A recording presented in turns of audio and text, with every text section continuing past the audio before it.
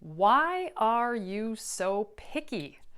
That was a question asked of me by a client of mine who I'd been working with for about 5 years.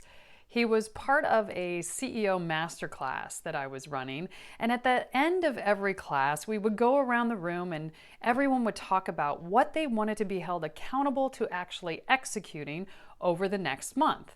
Now, invariably, what would happen is that as each CEO would talk about their commitment, they would put the word try into the sentence. I am going to try to do X. And every time they would do that, I would nurturingly suggest that they take the word try out of their vocabulary and they use a word like I'm just going to do it. And that's what was making my client question my pickiness. Now, why do I hate the word try so much? Because it's a throwaway word. We use that word all the time without even thinking.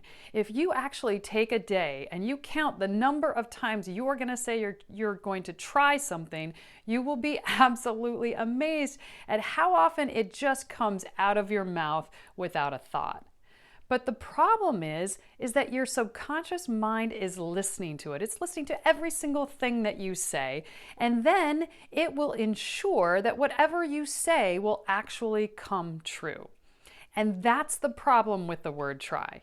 We use that word to kind of say that we have an intention to do something, but no real commitment. So we always can be off the hook if we don't actually get it done. It's like we want bonus points for this intention to do something, but I don't really want to be held accountable if I don't do it. I mean, after all, I tried. But here's the thing. You don't get bonus points in business. You either do something or you don't do something. Yoda said it best in Star Wars, do or don't do, there is no try.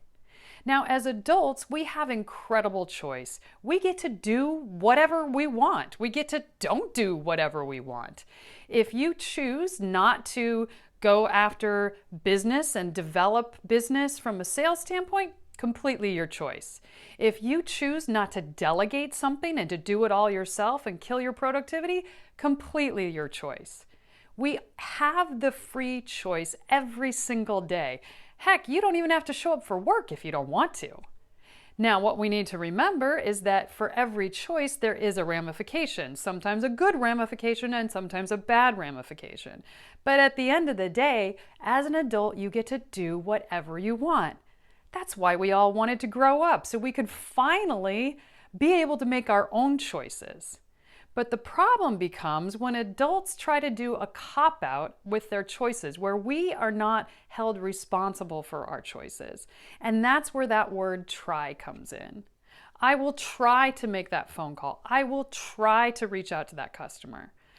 We need to start taking responsibility. Some days your time choices are going to be awesome and some days they're going to be terrible.